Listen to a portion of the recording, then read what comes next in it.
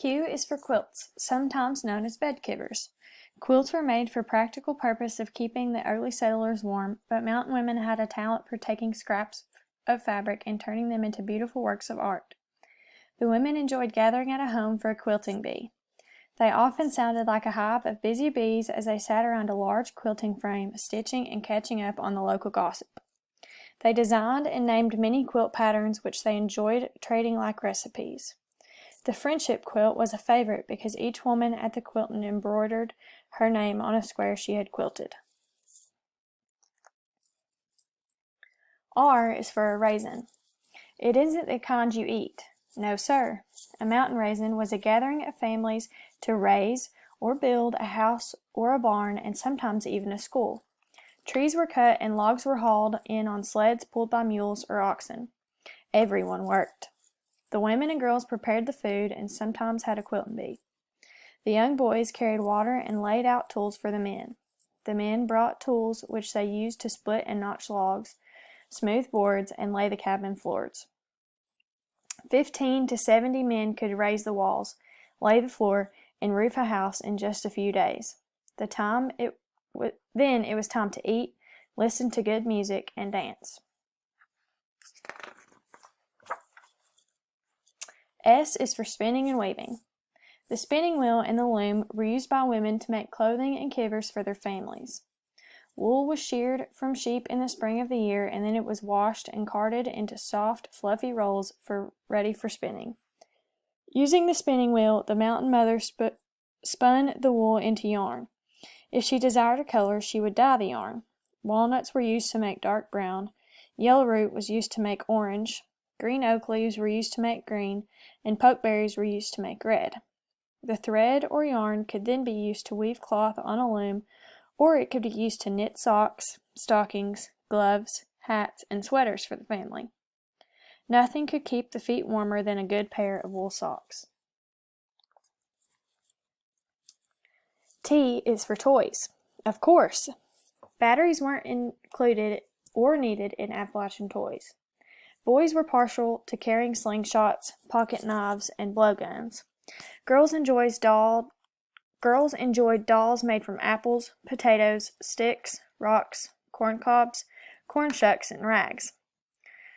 Marbles were molded from colored clay, young tree saplings became walking stilts, and an old button on a string would make a marvelous noise. All that was needed was a good imagination and a little help from Mother Nature. U is for the undertaker.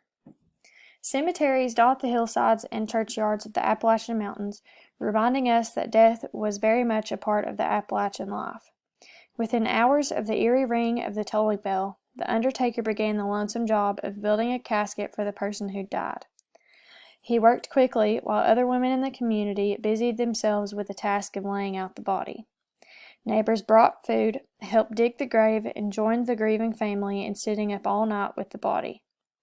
Although the burial took place right away, funerals were usually preached in the spring when the circuit rider, a preacher, made his ride through the mountain communities. V is for vegetable garden, or sass patch as it was called by the early settlers. The garden was planted close to the house and tended by the women. It was surrounded by a fence to protect it from the animals that were allowed to roam free to graze. Most gardens consisted of green beans, corn, beets, cabbage, carrots, turnips, okra, onions, sweet potatoes, Irish potatoes, pumpkins, squash, tomatoes, rutabagas, parsnips, and garden greens such as lettuce, collard, and mustard. Beans were a favorite vegetable.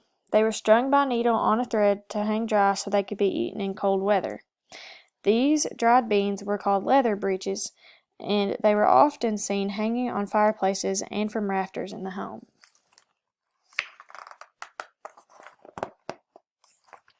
W is for water. Water was nature's ultimate gift to the early settlers of the much-loved mountains. Sometimes roaring, sometimes gurgling, mountain water was always cool and clear.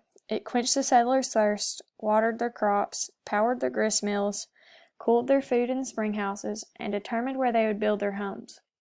Many of the old-timers complained loudly about the awful taste of city water when they visited town. They preferred to drink the fresh water from their mountain springs. X is for Christmas.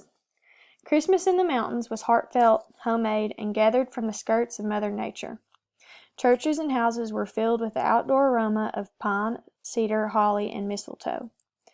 Christmas trees were cut down from the forest and decorated with strings of homegrown popcorn and berries, garlands of cut-out paper dolls and angels, bows made from strips of fabric, stars covered with foil that had been saved all year, and chains made from strips of paper cut from the Sears and Roebuck catalogs. Women busied themselves by baking, and the air was charged with smells of gingerbread, apple stack cakes, molasses cookies, turkey, and ham.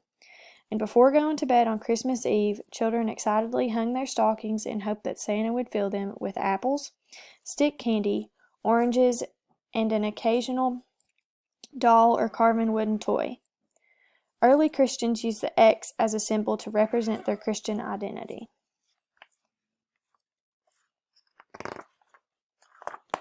Y is for Yarb Doctor.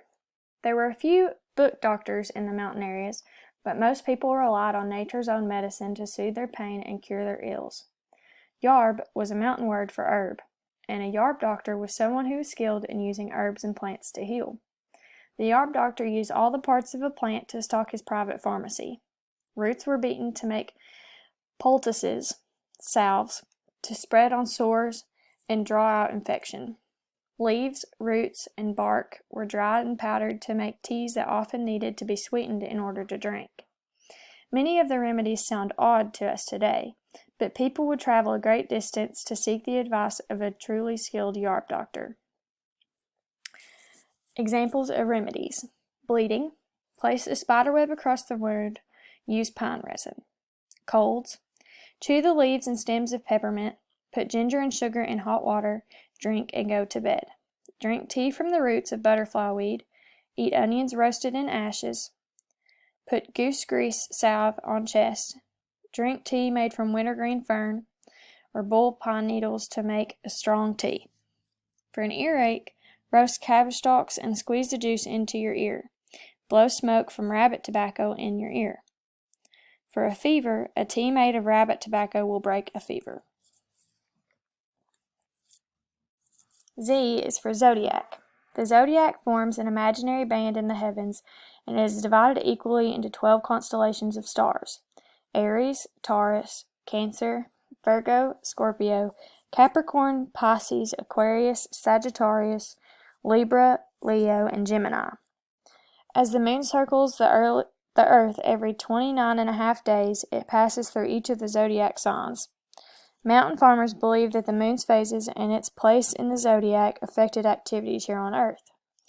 Using the Farmer's Almanac to determine the phase of the moon and its place in the zodiac, the farmers cleared their fields, built their homes, planted their seeds, and harvested their crops by the sign.